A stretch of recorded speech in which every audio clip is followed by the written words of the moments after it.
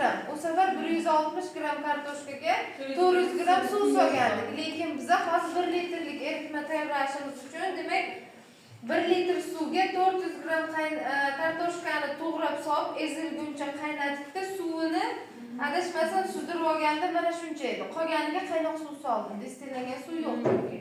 Va bunga hozir birdaniga saxaroza qo'shganman. Qancha? 20 gram. O sefer 8 gram edi-ku. Demak 1 litrlikka 20 gram saxaroza qo'shilgan, 20 gram agar-agarni hozir qo'shamiz. Agar-agar bakteriyalardagi ozuqa muhit uchun 5,5 dan 6,5 7 gacha bo'lish kerak. Bilasizlar, mana ishqorli muhit bo'lsa 7 neytralda turadi. 7 ga bu yoqda kislotali, bu yoqda ishqorli muhit. Bakteriyalar uchun 5,5 dan 7 gacha, 6,5 gacha norma hisoblanadi ozuqa muhiti. Demak,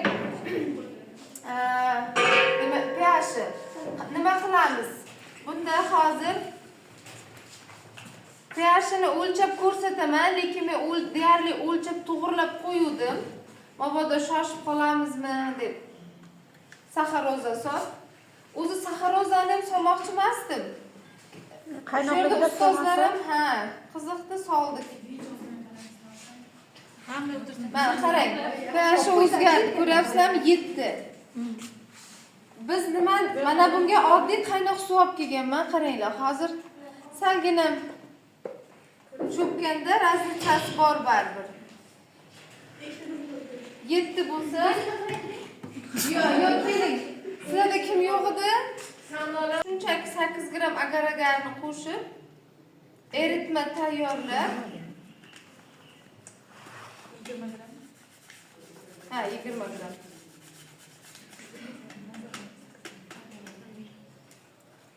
gram. Yo'q. Buni kolbaga solamiz, 2 ga bo'lib, bitta o'zi bo'lmaydi. Avtoklav termostatimiz bor dedim-ku, 107 dagi inkubator. O'zini sovutish xususiyatiga ega ekan, u bo'lmaydi. Shuning uchun oddiy xalqona usulimiz, pastir foydalangan usuli shunchaki mana bu ikkalasini idishga xos olib borib qaynatishga qo'yib kelaman. Yarim soat, 1 soat qaynaydi.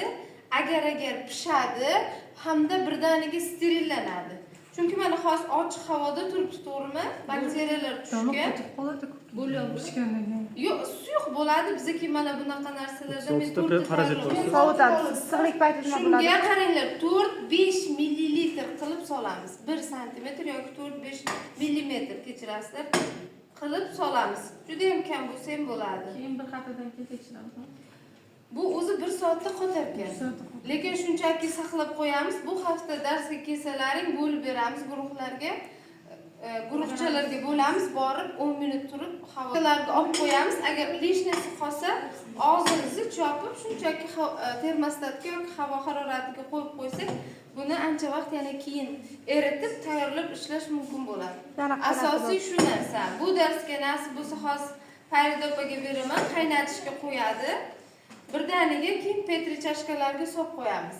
Chunki darsimiz tugaguncha bu steril bo'ladi-da. Hech bo'lmasa shunisini ko'ringlar dedim. Bunisi haftasiga